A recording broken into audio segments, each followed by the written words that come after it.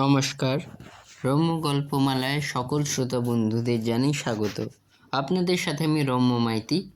আজ পরিবেশন করতে চলেছি সাহিত্যিক প্রবীর জানার লেখা রহস্য গল্প দুই গোয়েন্দার তীক্ষ্ণ চোখ। অঙ্কনে দিলীপ দাস, গল্প পাঠে আমি রম্য মাইতি। শোনাতে চলেছি আজকের গল্প দুই গোয়েন্দার তীক্ষ্ণ চোখ। মনোজবাবু সন্ধ্যায় অফিস থেকে বাড়ি ফিরে বৈঠকখানে প্রবেশ করেই দেখেন ওদের একমাত্র কন্যা পম্পা একটা ছড়ার বই খুলে মাথা দুলাতে দুলাতে সুর করে পড়ছে। চোর ধরতে সাহস লাগে, বুদ্ধি লাগে বেশি, তা না হলে চোর পালাবে দেখিয়ে হাতের পেশি। অ্যাটাচিটা টেবিলের ওপর রেখে তিনি সোফায় হেলান দিয়ে বসলেন।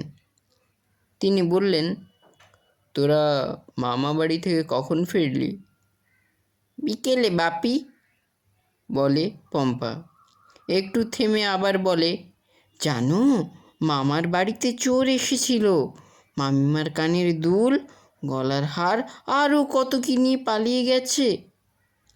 মনোজবাবু একটা খেলার ম্যাগাজিনের পাতা উল্টাচ্ছিলেন আর ভাবছিলেন, এবার ক্রিকেট খেলায় ভারত বিশ্বকাপ জিততে পারল না কেন। এমন সময় তার কানে ভেসে এলো, বাবু চা। মনোজবাবু চোখ উপরে তুলে অবাক দৃষ্টিতে তাকিয়ে থাকলেন চাওয়ালির দিকে। আলপনা অর্থাৎ মনোজবাবুর স্ত্রী বৈঠকখানায় দরজার কাছে এসেই বললেন, হাঁ করে দেখছো কি? এর নাম রিনা, মার কাছে কাজ করত। ওদের বাড়িতে নতুন কাজের লোক এসেছে। রিনা অন্য কোথাও কাজের সন্ধানে চলে যেতে চাইছিল, আমি সঙ্গে করে আনলাম। আমাদের লোকের দরকার ছিল তাই। মনোজবাবু চায়ের কাপে ঠোঁট লাগিয়েই নামিয়ে রাখেন টেবিলে। বলেন, একটু ঠান্ডা হোক, ভীষণ গরম। রিনাকে না রেখে নতুন কাজের লোক আনলো কেন তোমার বাবা?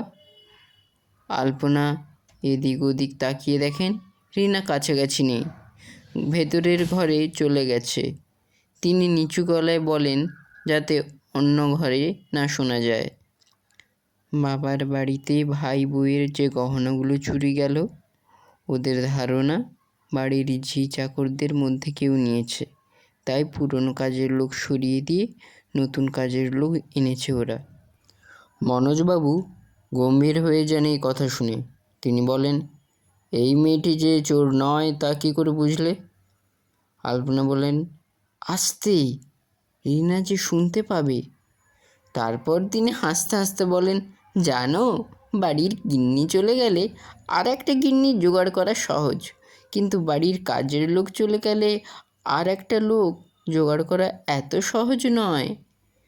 পম্পা এত সময় চুপ করে থেকে ওদের কথাবার্তা শুনছিল। সে বলল, বাপি, মামা বাড়িতে দিদা বলেছিল রিনা মাসিকে না আনতে। মা। চুপ, তুই এখন পাশের ঘরে পড়তে যা। আলপনা চেঁচিয়ে ওঠেন। পদ্মা উঠে এসে মনোজবাবুর গলা দু হাত জড়িয়ে ধরে বললে, বাপি, আমি বড় হলে গোয়েন্দা হব। চোরকে ধরলে হাতে কামড়ে দেয় না বাপি? মনোজবাবু হো হো করে হাসতে থাকেন। একটু আগে একটা ছড়া পড়ছিলিস না, চোর ধরতে হলে বুদ্ধি সাহস দুটোই দরকার হয়। সকাল প্রায় 9টা। মনোজবাবু প্রতিদিনের মতো আজও খাওয়ার টেবিলের সামনে বসলেন খেতে। এই সময় তিনি ভীষণ ব্যস্ত থাকেন। বারবার দেওয়াল ঘড়ির দিকে তাকান, কটা বাজলো। অফিসের হাজিরা খাতায় লাল দাগ পড়ার ভয় তার ভীষণ। রিনা খাবার থালা রাখলো টেবিলে। মনোজবাবুর চোখ পড়ে যায় রিনার পার দিকে। তিনি বললেন, আজ তো বেশ সেজেছিস, পায়ে আলতার চওড়া লাল পট্টি লাগিয়েছিস, কোথায় যাবি? আলপনা দাঁড়িয়েছিল রান্নাঘরের সামনে দরজার নিকট।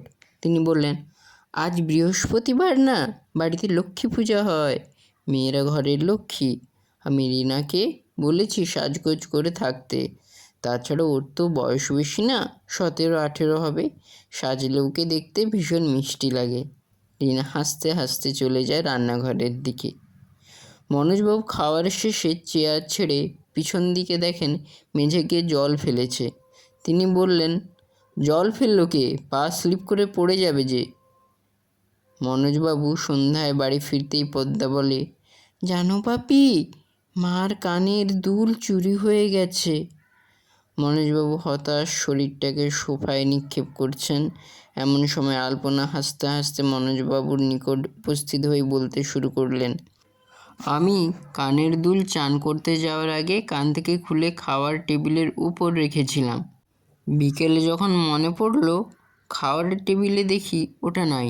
হুররে, দুলগুলো যেন ম্যাজিক জানে, হঠাৎ উধাও। মনোজবাবুর গলা গম্ভীর হয়ে যায়। তিনি বলেন, জিনিস চুরি হয়ে গেল আর তুমি হাসছো? সেদিনই বলেছিলাম তোমার মার কাছ থেকে কাজের মেয়ে।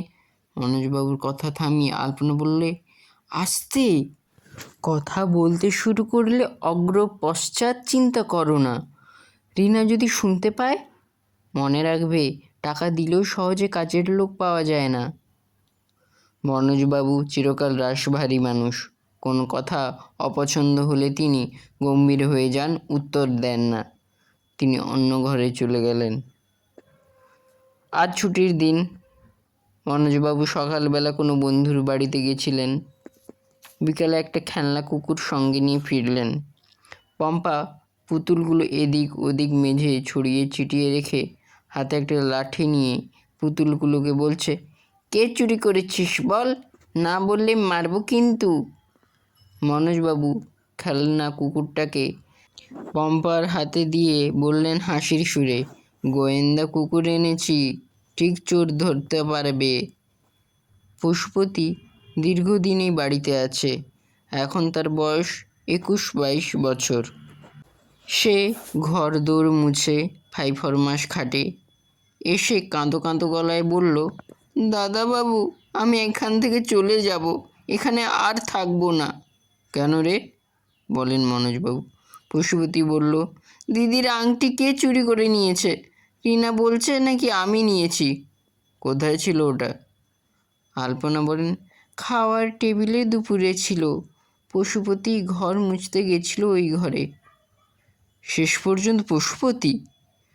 পম্পা বলে, পশুদা, দিয়ে দে আংটিটা, না দিলে আমার গোয়েন্দা কুকুর কামড়ে দেবে কিন্তু। পশুপতি কিছু বলার চেষ্টা করছিল। আলপনা বলেন, তুই এখন কাজে যা। মনোজবাবু চুপ করে বসে থাকেন। রিনা 2 কাপ চা এনে টেবিলে রাখলো। আলপনার হাতে ছিল একটা প্লাস্টিকের ব্যাগ। তিনি ব্যাগ থেকে একটা শাড়ি বের করে বললেন, রিনা, এই শাড়িটা তোর জন্য এনেছি, পছন্দ তো? রিনা মুচকি হেসে শাড়িটা নিয়ে ঘরের ভেতরে চলে গেল। বেজে উঠল কলিং বেল। বাইরের দরজায় খট খট শব্দ। কণ্ঠ ভেসে এলো, পুলিশ, দরজা খুলুন। মনোজবাবু বিস্ময়ে বললেন, পুলিশ? আলপনা ঘরের দরজা খুলে দিলেন। থানার বড়বাবু ও 2 জন কনস্টেবল ঘরে প্রবেশ করল। আলপনা বললেন, আমি পুলিশে খবর দিয়েছি। পুলিশের দিকে তাকিয়ে আবার বলেন, বসুন, আমি আসছি। ভেতরের ঘরে গিয়ে রিনাকে তিনি বলেন, নতুন যে শাড়িটা এনেছি, তাড়াতাড়ি ওটা পরে নিজেকে রেডি করে নে। রিনাকে সঙ্গে নিয়ে পুলিশের সামনে এসে উপস্থিত হলেন আলপনা। তিনি থানার বড়বাবুকে বলেন, স্যার, খাওয়ার ঘরে চলুন, দেখবেন রিনার আলতা পরা পায়ের ছাপ। পশুপতি ঘরের মেঝে ভেজা কাপড় দিয়ে মুছে দেয়। ঠিক একটু পরেই রিনা মার্বেল পাথর বসানো মেঝের উপর দিয়ে হেঁটে আসে খাওয়ার টেবিলের নিকট। সে বুঝতে পারেনি কেন ওকে আমি পায়ে আলতার পট্টি পরতে বলতাম। পম্পাকে বলি লক্ষ্য রাখতে। রিনা খাওয়ার ঘরে এসে কী করছে? রিনা পম্পাকে বাচ্চা ভেবে ওর প্রতি কোনো গুরুত্ব দেয়নি। রিনা ভেবেছিল দোষ পশুপতির ওপর চাপিয়ে দিয়ে ওকে চোর প্রমাণ করবে। আসলে আমার ভাই বউ এর কিছু গহনা চুরি হয়। রিনাকে সন্দেহ হলেও প্রমাণ করতে পারেনি যে সে চুরি করেছে। বিশেষ করে রিনার বাবা আমার বাবার বাড়ির পরিচিত। প্রমাণ ছাড়া ওকে কেউ কিছু বলতেই সাহস পায়নি। মনোজবাবু বললেন, তাহলে তুমি চোর ধরবে বলে? আলপনা শান্ত গলায় বলে, হ্যাঁ, আমি পুলিশ ডেকে এনেছি। এজন্য রিনা যদি চুরি করেছে স্বীকার না করে তাহলে ওকে পুলিশের হাতে তুলে দেব। রিনা যে চোর তা পরীক্ষা করার জন্য 2বার নকল সোনার গহনা রাখি খাবারের টেবিলে।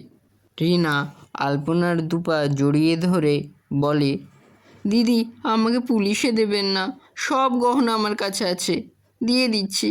লোভ সামলাতে পারিনি, তাই এখানে এসেও নকল সোনার গহনাকে আসল গহনা ভেবে চুরি করেছি।